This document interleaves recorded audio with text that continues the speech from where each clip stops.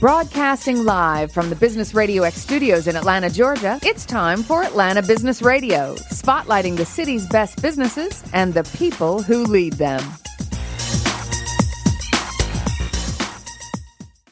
And we are back with this very special edition of Atlanta Business Radio. It is ATDC Radio, broadcasting live from down here at the ATDC. First up on this episode, please join me in welcoming to the broadcast Retail Tech Catalyst, Miss Monique Mills. How are you? I am wonderful. Thank you for having me today. Well, we are delighted to have you. Retail Tech Catalyst, role, mission, purpose. What are you trying to do for the folks here at ATDC? Well, the Retail Tech program is still relatively new, and the goal of it is to bring together and create startups that are innovating in the retail space.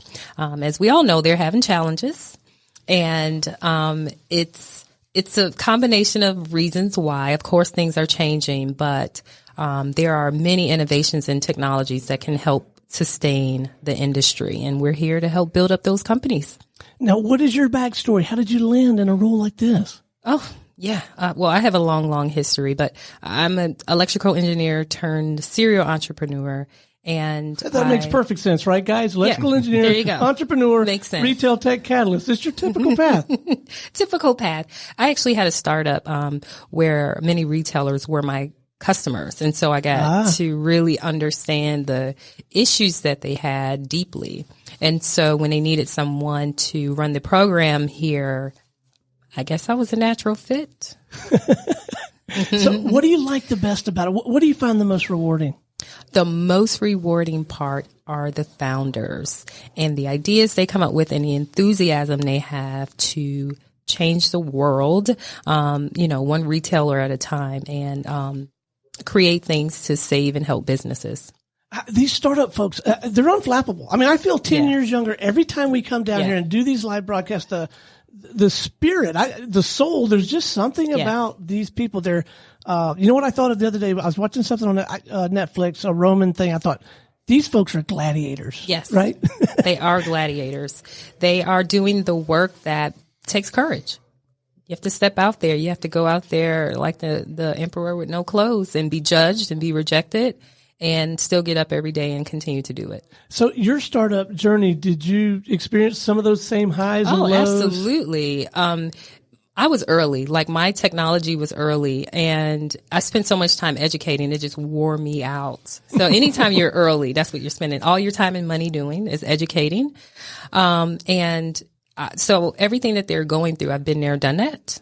And so I can empathize and help them through it. Well, that level of credibility, I'm sure, serves you and them extremely, extremely well. That's important, I think. Now, you have, or there is, coming up pretty soon, this Retail Technology Innovation Symposium get-together Margarita Monday thing. I don't know what it is, but you got some big powwow coming up, right? It is the big powwow of the year. This is our third annual ATDC Retail Technology and Innovation Symposium. I know, that's a long title, That's a lot, right? It's a lot. But the thing is, retail tech is a lot of things. If you think about it, it's operations, it's customer analytics, it's, logistics. It's just so many different pieces. So maybe even reviews. Yeah. Reviews. We should get somebody in here to talk about that in a little while. Yeah. So we actually have one of the founders that's going to be showcasing his technology at the symposium here with us today. So how many folks do you expect, and what are some of the disciplines that we might see there? Yeah. So we're expecting 200 people. Oh, wow. Yeah.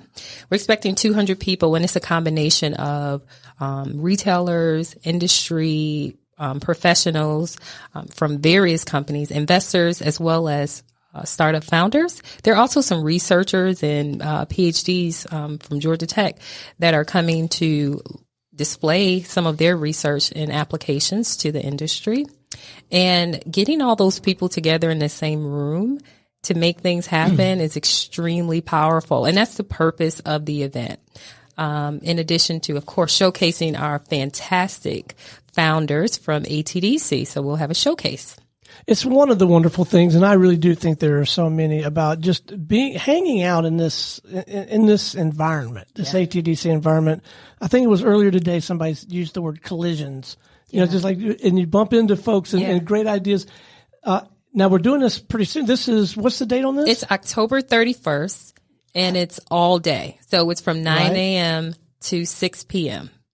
And it's at the garage in Tech Square, which is at 848 Spring Street Northwest. So it's behind the ATDC building. So I just want people to realize that they don't show up to the ATDC 200 people. Good grief. But yeah, it's at the garage, and it's an all day event. It'll be a combination of breakout sessions, and some of our ATDC founders will be showcasing their technology and demoing it on the stage in front of everyone.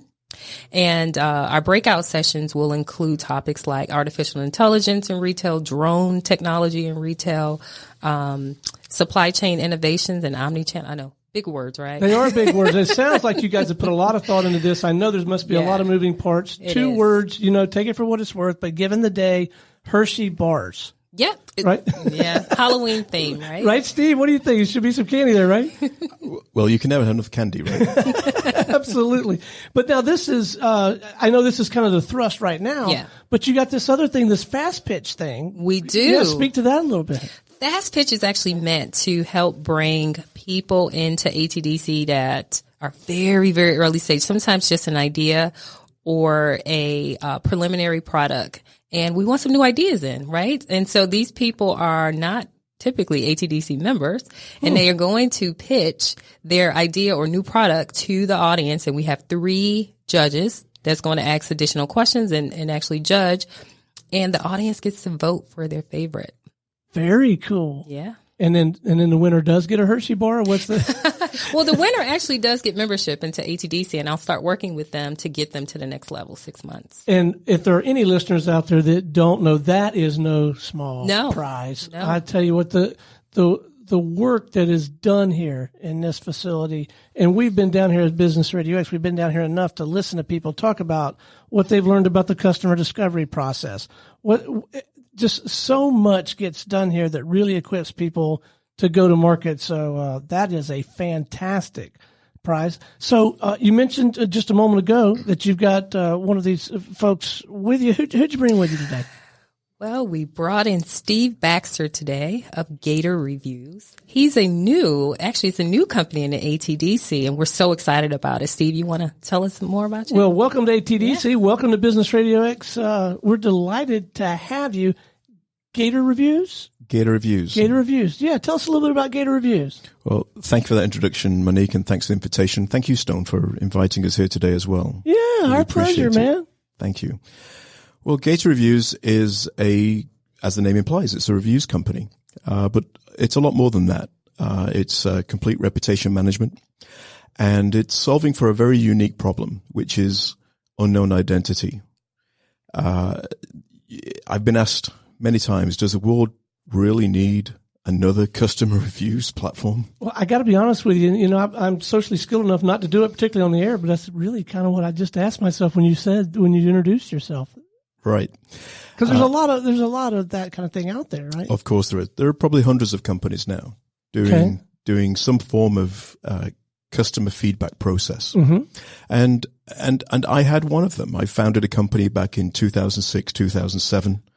God, you are a gladiator. You've done all this stuff before you got it. Wow. You'd have thought. Why don't you have a job now, Steve, after all that? Maybe. Well, I'm a slow learner. No kidding, though. You've done this type of thing before. You've built, with your own hands, you've built something. Yes, I founded a company back in 2006, 2007. It was to operationalize Net Promoter Score. NPS had been out about a year or two. A book had been written. Nobody was really doing it from a software perspective. And I started one of the first companies to do that. And I remember going into a meeting, a conference there's probably 1,000 people in the room, and I was fortunate enough to be invited to speak at it on customer experience and feedback. And I asked the attendees to, by a show of hands, who had heard of NPS and who was doing customer feedback, and probably 5 hands went up in the room. Wow. And now if you ask the same question, everybody's hand's going to go up. So here we are starting a brand new company to do essentially, well, it's not the same thing, but something quite similar. And I tell you, when I started that company, and it was somewhat successful. I mean, I grew that company. We had 30,000 customers using the software within the space of 5 years. Wow. So it wasn't exactly, unsuccessful. Right. And it was acquired about 18 months ago. And we licensed that software also off to NCR. That product is known globally as NCR Customer Voice. So, that product is used extensively. So why do it again, and why GATOREVIEWS? And the answer is that there's only two ways really of getting a customer review. One is to ask for it, and the other one is to almost hope that your customer leaves a review. And all those review sites out there like Yelp and TripAdvisor and Facebook, Google, they're all sites that rely really on the customer taking time out, leaving their feedback about your business. And what we found over the years is typically a customer has to be really quite disappointed, like a 1-star review. So you're getting the outliers. Right. And typically you get that, or you get people who you've exceeded their expectation. So it's not just if they could give you more than 5 stars, they probably would. Right. You've really exceeded their expectation. And this is gray mass, which is about 90% of most of your customers that sort of sit in this 4 to 4.5 star range, where you've met the objective. They expected good food, they expected good service, they expected a good product, and they got one. And they don't leave a review at all, is what you're saying. They don't tend to go out of their way to do that. I see. So it gives you the other way. And before I get into that, I'll talk about this unsolicited way. What happens is, if you get 2 people, one's giving you a 1 star and the other one's giving you a 5 star, the average is still 3. And that's still poor. And so a lot of businesses really are harmed by these open platforms where you're relying on the customer to just buy their own device to give you some feedback. Right. And the business model as well associated with some of these sites doesn't really lend themselves to the people they think they're serving. So the other way is this way you're soliciting the review, where you're asking somebody for it. And for that, you need to know who they are. And the fact of the matter is 90% of all business is done offline. It's done in a bar. It's done in a restaurant. It's done in a store. It's done in your home. People are walking in, buying and walking out. You have no idea who your customer is. So it's pretty hard to solicit them if you don't know who they are. And that's why we designed GATOREVIEWS. I just bought a slice across the way, and there was no real interaction. It was really good. I'm going to go back.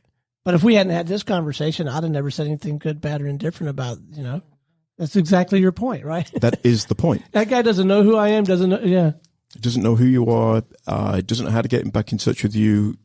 He's got no way of, you're a promoter. You like his product, right? Oh, yeah.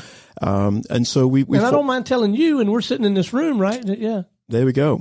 We've gone from, the power of word of mouth to now the power of a click. And a share, and so what GATOREVIEWS does, and it's rather a fun way actually. So imagine that you've gone in and you've bought that slice of pizza, and the guy handed you a little card, like a little lottery card, a scratch card, and says, "Hey, take this," and you scratch that card, and there's a little website there. You go to that website and you leave a review. Mm-hmm. But to find out if you've won anything, maybe another slice of pizza or a free soda the next time you come. I'd do that in a heartbeat. You do it in a heartbeat. Because I'm coming away. Yes, I would do that. And so, okay, nice. You do it in a heartbeat. And it's fun and it's engaging, right? And so what we do is the business takes these little scratch cards that we've got. You hand them out. You scratch. You put the code into the website. You leave your review and you find out if you've won something. And so what we're finding is the fun element of this, we're getting a 50 to 65% response rate from all of the customers. Wow. All of the customers. Not just the customers that you've got the email for or they're in a loyalty program, all of your customers. And not only are you getting feedback, which is terrific, which we then actually go on and syndicate. It's shared to Google. It's picked up. We're using the technology, so it goes into Google reviews. We can share it wherever you want, onto your website, wherever. But more importantly, you're getting that customer information, and there's an incentive to come back.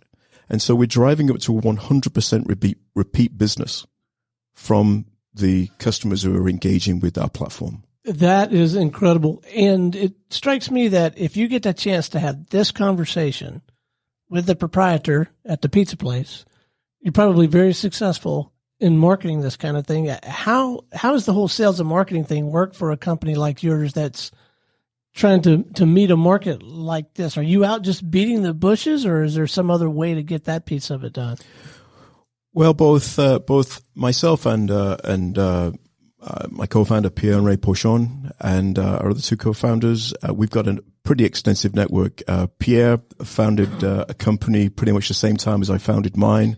Again, successfully it was acquired, and we've known each other for 12 years. We've always wanted to do business together. And now we are, and we're both tapping into our networks, and it's going quite well. That's fantastic. So, Monique, you must just be so proud when you have someone in the program. No, really, this has got to make you must go home and sleep really well at night and feel very good about what you do for a living. I love what I do for a living, but it's people like Steve that is like, wow, like light bulbs go off. It's like, you know what? That's an awesome idea. And to actually execute on it and have someone who's done it before, that's the part where it's like, yeah, I can't wait to see where this company lands.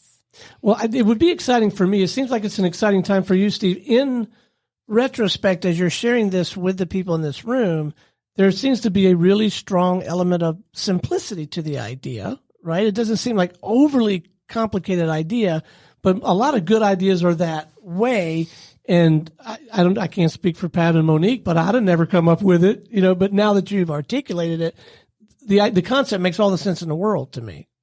Well, that's good to hear, because, and I think it's, if I can talk about being an entrepreneur, and I think some of the challenges that a lot of entrepreneurs face, that simplicity is actually quite difficult. Yes. I do a fair amount of advising. I sit on a couple of boards, and I cannot tell you the number of times, when I've sort of walked in there and say, like, what is it you do? And they give me the 4 or 5 or 6 or 7, 10 things that they do. And it gets complicated, right? And it's not what you do, it's what you don't do. That's the thing that you should be focusing on. And like I said, when it comes to customer reviews, look, we do one thing. We solve for the problem of unknown customer identity, period. Now, if our software on the back end, when you look at all the customer feedback, all the analytics, everything that you need then to drive a business outcome as a result of knowing your customer information, knowing the feedback and knowing your reputation and understanding, comparatively speaking, how you fit with your local competitors, because we've got all of that. Right. I mean, we've got all the sophistication, all the analytics, everything that you would want from a really sophisticated customer feedback system. We've got that. But, I'm not really talking about it. Why? Because I want the message to be, we solve for unknown customer identity. And if you do not know who your customers are, then we are the solution for you. If you do know who your customers are, we're still a good solution for you. And you might come across us one day and you might think, that's pretty cool. I might want to do that, right? And you've got alternative ways of doing it, but that's not who we're targeting on the first go around. Eventually, maybe, but not right now. What a marvelous lesson and set of disciplines for entrepreneurs, because, and I throw myself in that bucket. I think Lee and I are entrepreneurs. I know personally I get very easily distracted by shiny objects.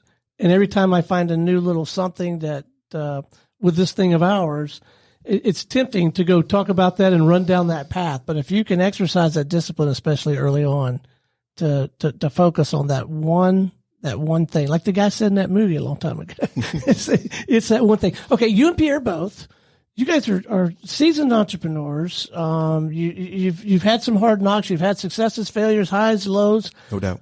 Why go through ATDC? Don't you guys have this entrepreneur thing figured out? Do you know, that is a great question. And my regret is that I didn't do it the first time. My friend Charles Potts, who works here, he and I were talking, and I was saying, we're going to start this new company, yada, yada, yada. And he was telling me about it. Now, I've known about ATDC for as long as it's been around. And, but this time around, I thought, you know what? It will be a pleasure and a privilege to start the company here, in the US, to start it here, start from the beginning in terms of our startup here in the US. Put it right here. The availability of resources. And I think it's a fool who thinks he knows everything, right?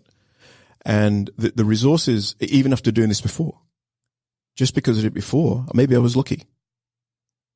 What a mature, personally accountable, coachable, wide lens way to approach that.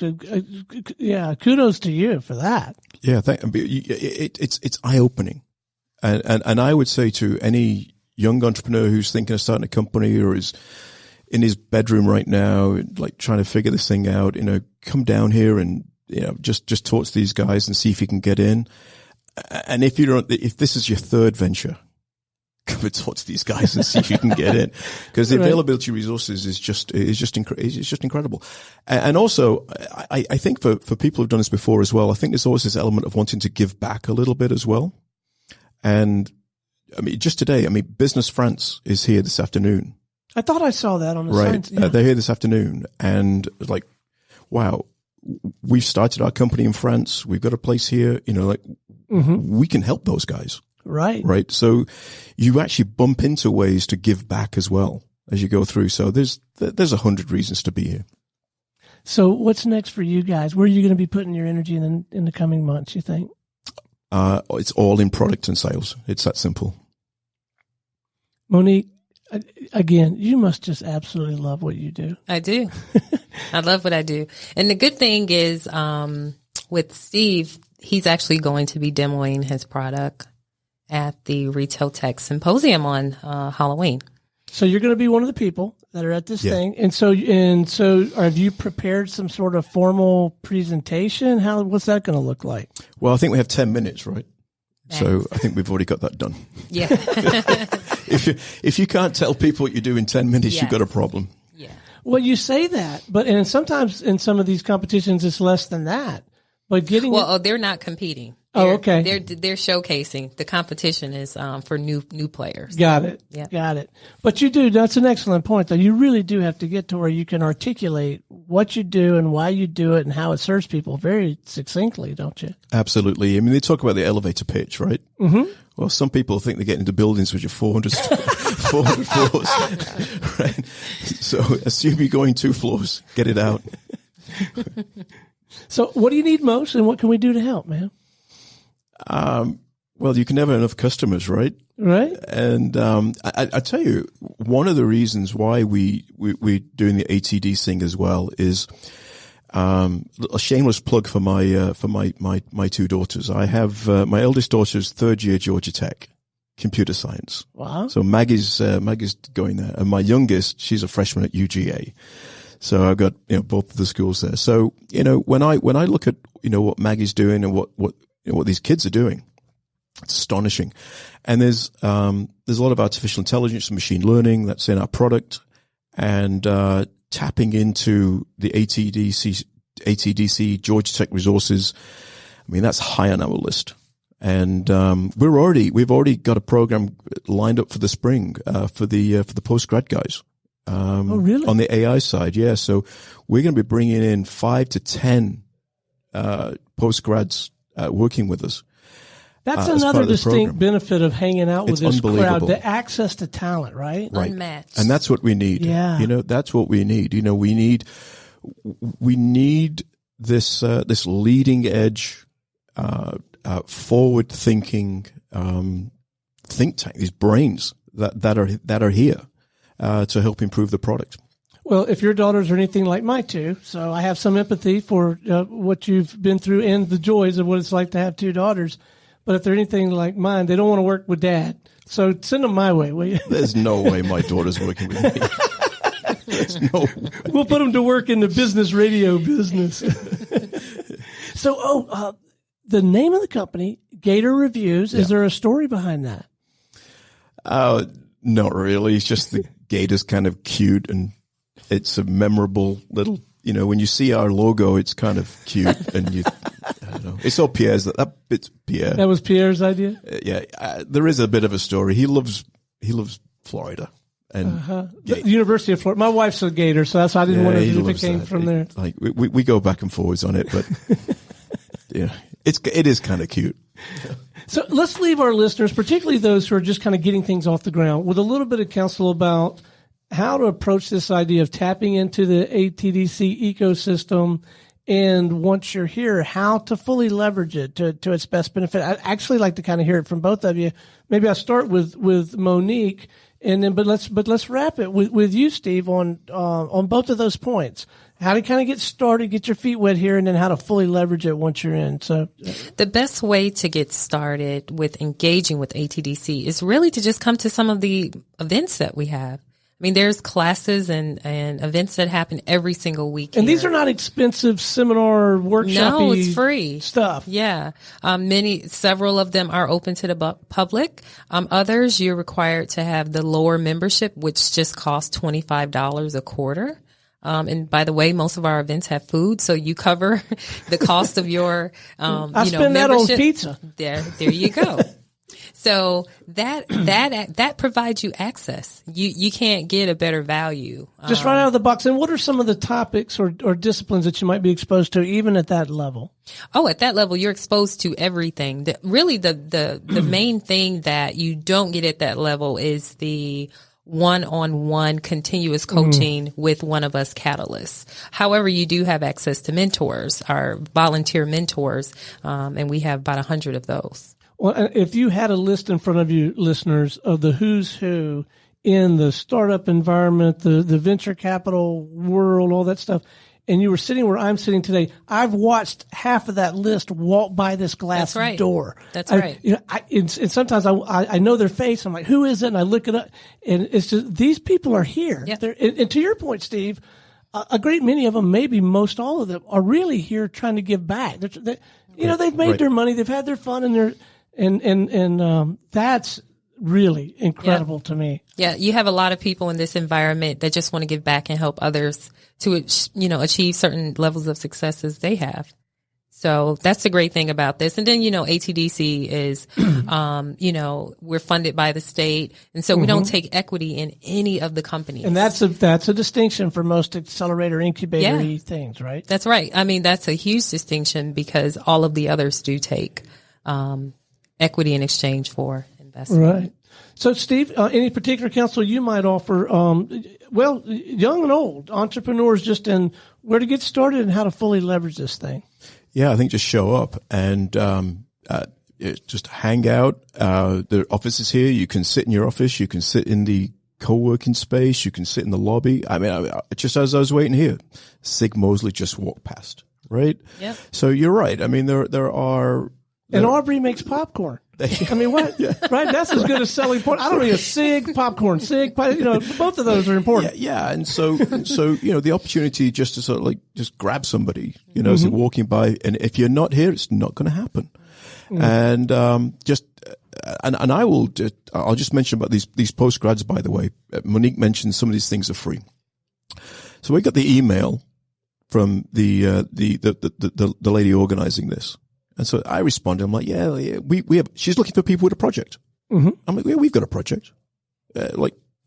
What's involved?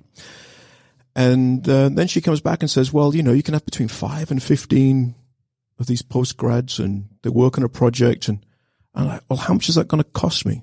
It's nothing. Wow. I don't know a single other university, certainly of Georgia Tech's caliber, where you can get access to 5 to 10 people to work on your project for free. If that isn't worth $30,000, $40,000, I don't know what is, but that's typically what you'd be spending for that. Man. And so, but like, just take the money out of it. Just the talent which is around here, you can get you can get advice, you can get mentorship, you can just bounce an idea around, and if that saves you 6 months to market, if it saves you running down a path that you're going to run down for the next 2 months, that's worth millions of dollars. Oh yeah, right. You cannot put a number on it, so it's just invaluable, really, to me. Well, it has been an absolute delight having you on the show. If our listeners want to get in touch with you or somebody on your team, and from a customer standpoint or an investor standpoint or whatever, they want to have a conversation about some of these topics, what's the most appropriate way to get connected with you? I don't know if it's email, phone, LinkedIn, whatever's appropriate. What's the best way for them to get connected with you? Steve at GATOREVIEWS, 1 hour in the middle. Man, this simplicity thing is a theme with you, Steve. There's a theme, right? Right. I love it. Well, thanks again. Keep up the good work. Keep us posted, and let's stay connected, man. Thanks, Stone. Yes, sir. All right, Monique. Also, if our listeners want to learn more about ATDC, they want to get involved, and or if they want to talk specifically about retail, what's the best way for them to do that? Well, they can always go to atdc.org. That's the main page, and connect with any of us in any vertical, including myself. In order to get in touch directly with the Retail Tech program, you can email retailtech@atdc.org. And to register for the event, you can just go to atdcretailtech.com. And that's coming up. That's October 31st, all day. I had that date in my mind for some reason. It's Halloween. Yeah. But this event's not scary. This is going to be a fantastic event. It's going to be fantastic. Well, thank you for coming. Thank you for keeping us posted. Thanks for having me. And I can't thank you enough for bringing Steve, man. You bring a lot of energy to this thing. Thank you. We're excited for you. Thanks, man. Hey, how about staying with us? We got one more guest we're going to visit with. You got it. All right. Y'all ready for the headliner here? He's been very patient. He's been nodding his head. I thought I caught him taking some notes. Please join me in welcoming to the show founder and CEO with Stackfolio, Mr. Pav Tukral. How are you, buddy? Thank you for having me, Stone. Well, I am delighted to have you. What'd you learn in that last segment? More about Net Promoter review scores than I knew my entire life. That's what I learned. I also learned that you've got a butter smooth voice, man. I don't have Doesn't he? a deep tone like that. I was just sitting here jealous the whole time. Well, my value to the entire broadcast industry is they hear me. If that guy can do this and make a living at it, I can do it. So I'm an inspiration to some people, but he does have a marvelous voice. We're going to keep him after class, knock out some voiceover work. But before we do that, I want to learn about Stackfolio. Absolutely. Mission, purpose. What are you out there trying to do for folks? Yeah, so Stackfolio is an online marketplace for loan trading between financial institutions. So we help banks, credit unions, insurance companies, REITs, asset managers, hedge funds, basically any type of financial institution trade loan assets online instead of using a human broker. So let me explain what that means. Well, I was going to say, because to me, I would have thought this was locked and loaded long before I even entered the business world. And so it is in some sense, but not in another.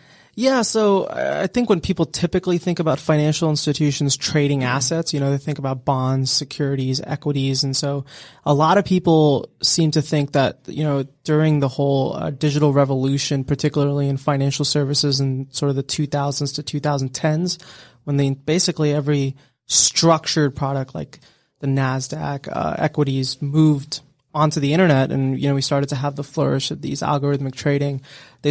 Everyone sort of thinks that everything sort of moved online, and that's very much not true. And I was actually very surprised to find out. So, you might be shocked that today in the United States there exists a market that transacts anywhere between $500 billion to $1 trillion every year. At the low end, there's about 20,000 institutions that participate. So you're really institutional banks, credit unions, insurance companies, REITs. And then if you start including these tech-enabled lenders or these non-bank lenders, on the side of the road, I'm sure you've seen the hard money folks. That number jumps to about 100,000. And all of them are trading loans over the phone using human brokers, there's between 5 to 20 people per counterparty that are involved in the transactions. And it takes 6 to 9 months to complete a trade. And the primary form of media transfer is mailing a CD drive across the country. Oh my. So when I found that out as an engineer that grew up in the age of the internet, I thought people were nuts, right? And we sort of built the entire premise of the company that there is not a human brokered market of size in existence that the internet will allow to exist into the future, right? It's just something as an engineer that I know to be true. So for you to tell me there's a market of that size that still transacts that manually, I just know, even if it's not us that win, it will move online. It will happen. Happen with Airbnb, PayPal, eBay, the NASDAQ, ICE, Amazon, everything. All right, but you and your team, you're the pioneers. So you may very well be the one that gets the arrows in the back before the rest of us figure out that the Indians are here. So I mean, right? So you're out in front on this. We are, yeah. So I'd say we are an industry leader. We're farther, I think, than anybody else. And our primary competitors today. God, another gladiator, Steve. Right? You're another gladiator. I hope so. All right. So what are some of the big rocks, the big barriers to getting this thing going? Because it sounds, what you're saying seems like it makes a lot of sense. Yeah, but I got to believe there's got to be some big old inertia barrier to this thing.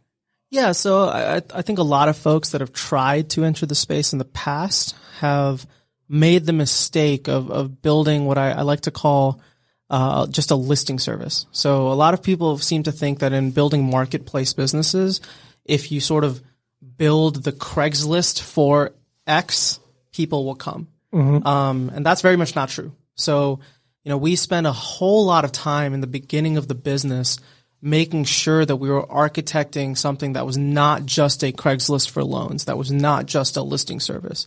So we've now spent over 2.5 years building a complete transaction engine for loan asset transactions. So we've built a technology we internally call Blueprint that allows you to do any form of loan asset transaction online. So whether that be pools of loans, so multiple loans in a single package, participation. So if there's a really large sized loan that banks or credit unions want to participate pieces of, a warehouse line of credit transaction. And then underneath those types of transaction, every asset class under the sun, right? So we're not just a marketplace for mortgages or just for commercial loans, everything from mortgage, commercial, auto, consumer, real estate, credit card loans, student loans, everything. All right. So is this a sexy slide deck or is this a happening thing right now? The happening thing right now. So, we've spent over 2 years of investment in it, right? And this is what I think a lot of people get wrong. There's the access problem in most marketplace businesses and certainly in loan trading, but there's also the process problem. So you have to actually do the transaction online, right? It's not just about introducing the two counterparties and sort of just lifting your hands and saying they can do the rest offline. That's not a magical experience. They need to be able to do the listing, the pricing, communication, doc negotiation, due diligence. Everything needs to happen online. And doing that for all these different types of transactions is really, really hard. So is there relatively new technology that has made this, if not possible, a lot more practical now than maybe 5-10 years ago that you've sort of capitalized on? So what I'd say is sort of two things have helped. Or you had to go build it?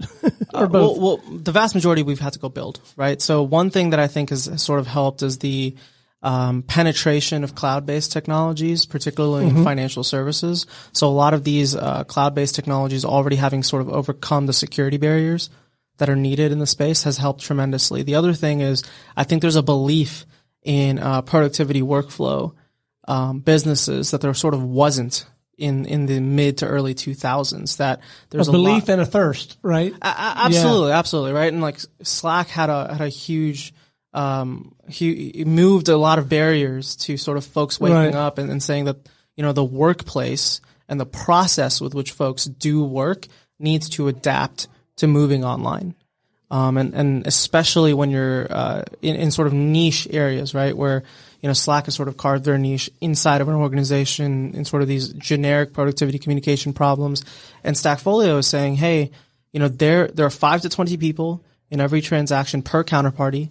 There are thousands of loans being moved from place to place. There's pricing to be done. There's diligence to be done.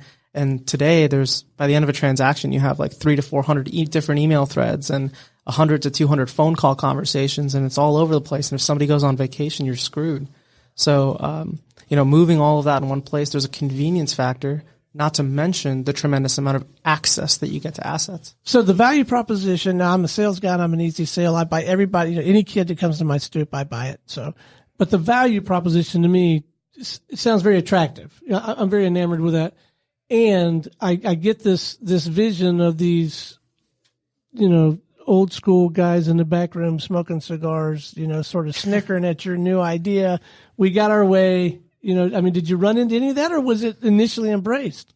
So I'd say we have never entered a single room that we have described Stackfolio where they did not agree with the premise of the business. Okay. That the market will move online. Mm-hmm. Now, folks might disagree with, some of the minutia that, right. we don't like this product page, or, that way of doing it won't work, or this, in this asset class, you'll never achieve penetration with this. But everybody. Well, some of that data is good to get, because sometimes they might be right about those things. Absolutely. Right. But nobody has disagreed that the market will move online. Mm-hmm. The other thing is there has never before existed this type of access in the space, right? So today on any one of your phones, you can go to stackfolio.com/marketplace and see $2 billion of loan asset opportunity without having to sign in, without having to pay anything. It's all right there.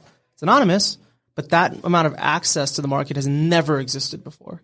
And so today, if you're especially a community bank, the only way you have to access the market is to go call up your regional brokerage firm, and they might introduce your deal to maybe, 30, 40 folks that they have a relationship with, or choose to only show it to one because they believe it's the most worthwhile exit and easiest way for them to consummate a trade. And so folks really don't have national access today, and that's what we're trying to solve for first and foremost. Okay, so that even supersedes the speed and ease of the transaction. The back to what Steve was saying in the last segment, your one thing is access. You're trying to make it where a lot more people can play here. Absolutely, yeah. Number one is access. Okay. It's the marketplace. All right. And then number two is actually being able to do the transaction, right? And Mm-hmm. unfortunately, in financial services, right, your solution sort of has to be a little bit more baked before a financial institution will wrap their arms around it, right? Yeah, I'll bet. No bank is calling on a Raymond James to say, hey, solve this one really, really, really, really niche problem for us. We just have a problem, and they need the whole thing solved. And so, we really took the approach of saying we needed to be a full service solution going out to market. Now, I'm not saying we're perfect. I'm not saying that everything on the platform is beautiful and perfect and works, immensely better than a manual approach, but it certainly is better, and it certainly provides more access, and it certainly provides more convenience. So where exactly are you now? How would you characterize your position on the curve there? Are you? Yes, I'd say we're early, right? Okay. So we today have a little over 1,000 institutions on Stackfolio. 1,000 more than I have. Right at around $2 billion of listed opportunities today, and we look to the market, and we've been out there now for about 2.5 years, live to the market, and what I'd basically say is we've been investing heavily in acquiring more and more network. Right, so that's what we've been investing in, and then investing in technology for the folks that are able to consummate a trade with the limited network that we have today. Okay, so let me back up a minute. Acquiring network means going out and building relationships with the credit union, with the bank, the people who would participate on the platform. Absolutely. So you're building those relationships and onboarding them onto the platform, getting assets listed. That's what we've been investing in so far, because the moat for most marketplace businesses is the amount of network density that they've already been able to capture. That's really, really hard to compete with. Right. And so the thing that we are pumping dollars and speed and sweat and sort of sweat equity into is getting that network to be more and more dense every day. Because you do have a little bit of this chicken egg thing. and you've had to pick one. So absolutely. You went with the chicken or the egg or whatever you want to call it. But all right, so you put your money there. I interrupted you. All right, and then what's the rest of the picture? And the rest now is we're now starting to convert some of that density, right? So to date, we've closed, a couple $100 million in transactions through Stackfolio. Congratulations. Thank you. And, but it's still, pennies relative to the market. And so what we're starting to invest in now is, for example, prospecting infrastructure. So we're generating a tremendous amount of data now where we've got thousands of folks coming and filtering for assets. And there's going to be applications for that you're just not fooling with right now down the road, right? With all that data, right? Absolutely. Right now we're just trying to optimize for ourselves, right? Saying, hey, there are lots of folks that are coming in here and clicking on listings, that are filtering for assets, that are requesting access to deals, that are bidding on stuff. And we need to capture that data so that we can go and counterparty search and prospect them for deals. Because there are connections happening on our marketplace right now that are not being consummated. And so just trying to, again, we have a bunch of nodes in this network. Right. We need to draw lines between them and increase that density. And once we get that wheel turning, nobody else will be able to compete. And as long as we're running faster and harder ahead up that mountain than anybody else, we're going to win. What an exciting time for you guys. So what do you need more of? Or do you need money? Do you need people? Sleep? What do you need? Everybody in the room smiled at that because they've all been entrepreneurs. Yeah, I'd say, of course we're an early stage startup, so we're always fundraising. Mm-hmm. I guess is the answer to that. Well, it sounds like you got a lot of money changing hands, but it looks like your coat's off the rack. No, I'm kidding. Basically, the answer to that question is we're investing heavily into more and more market relationships, right? So for us, our main investment focus right now is any form of customer relationship that we can go build. So that comes through physical capital markets talent, right? Human talent. So I'm not, I'd love to be able to say that we're Airbnb, and if you post a listing on Stackfolio today, that it'll turn in the next week. Right. That's not the case, right? So we still invest in some boots on the ground, and we have a multi-channel strategy to getting your deal to convert on Stackfolio. And one of those channels is a physical human national sales team. So we're always after tremendous fixed income capital markets talent. If there's somebody out there that believes that they play in the space and they agree that in a few years the market will have turned and moved online and they want to jump on that rising ship right now, we're hiring, we're open. Please come reach out to me. My email is pav@stackfolio.com, pav@stackfolio.com. The second piece is that, yes, I do believe we're not done raising capital. Absolutely. Right. So we're continuously growing the team. That takes some capital investment.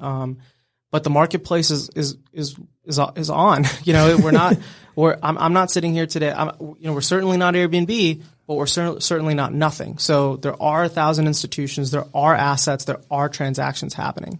So before we wrap, talk to me a little bit about your experience with ATDC, what that's been like, and what counsel, if any, you might offer some of our listeners if they're considering sort of getting involved with ATDC in some fashion or another.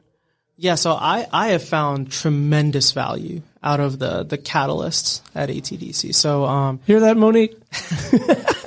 Yep. Yeah, and honestly, I'd say anybody that feels like they've properly leveraged the ATDC would say the same thing. I always like to say sort of the immediate headline value that a lot of people seem to think ATDC offers is the space. So we're a signature company here. And so we have physical office space that's subsidized by the government, and I tremendously appreciate that. The location is amazing, right next to Georgia Tech to recruit talent. And a very short walk to that slice that we talked about earlier in the program. Great food, here in Midtown. But for us, a lot of the value has come from sort of the ancillary stuff that you don't know about when you first hear about ATDC. So things like Jeff Gapson, who used to be the FinTech Catalyst, now Charles Potts, who's the FinTech Catalyst here, the sort of network and tremendous value that they provide in introductions, the road shows that ATDC puts on for fundraising, the showcase that they put on for fundraising, the connectivity into the ecosystem, right? So one of the things that I always like to tell people is, hey, if you're going to go raise money for your company, don't be afraid to get on a plane. But ATDC here acknowledges that, right? Their job is to build the Atlanta ecosystem, but at the same time, they recognize that we need to go bring outside resources into Atlanta as well. Yeah. And that's only going to come from entrepreneurs being successful going out and bringing that stuff in. So, I mean, I'm going to be fully honest. I raised most of my capital outside of Atlanta, and now I'm spending it here in Atlanta. But not only does the ATDC support that, but they helped in that endeavor. And I really, really appreciate that. And then sort of the next thing that I love, and it's the exact same thing as you said, the talent here is incredible, right? So I actually started HackGT here in Atlanta. And so, with that, I've had a tremendous access to undergrad talent at Georgia Tech, and I've leveraged the heck out of that. For us, we recruit a tremendous amount of part-time student labor at Stackfolio, and we love it. And we help train, we help provide classes, we provide ancillary sort of perks around working at Stackfolio, and we've had I think at least one of every single director of HackGT at Stackfolio. We've had sort of presidents of the web dev clubs. We've had folks that have led other E2M, Startup Exchange. All of these folks that come into Stackfolio work part time. Some stay, some accept full-time offers, some go elsewhere. But it's helped us build this sort of density of reputation, at least in the undergrad program here, that I really, really appreciate. And the location really helps with that, right? I think being able to afford space so that we work across the street of the Coda building is next to impossible for a company our size. Right. But being here and having the support network and the connectivity is phenomenal. Well, I'm glad I asked, and I'm not surprised by your answer, but I am encouraged by it. And I think it's wonderful what the folks are doing down here. And I think it's great what you're doing, man. Keep up the good work. Thank you. Yeah, we are delighted to have you. Okay, one more time. Let's leave our listeners with coordinates for you if they want to reach out and talk with you about any of this. Yeah, absolutely. So again, my name is Pav. My email is very simple. It's PAV, P as in Paul, A as in Apple, V as in Victor, at stackfolio.com. Fantastic. And please reach out. Well, absolutely. Well, thank you so much for sharing your story, man. Thank you. All right, this is Stone Payton for all the folks down here at ATDC and everyone in the Business Radio X family. We'll see you next time on ATDC Radio.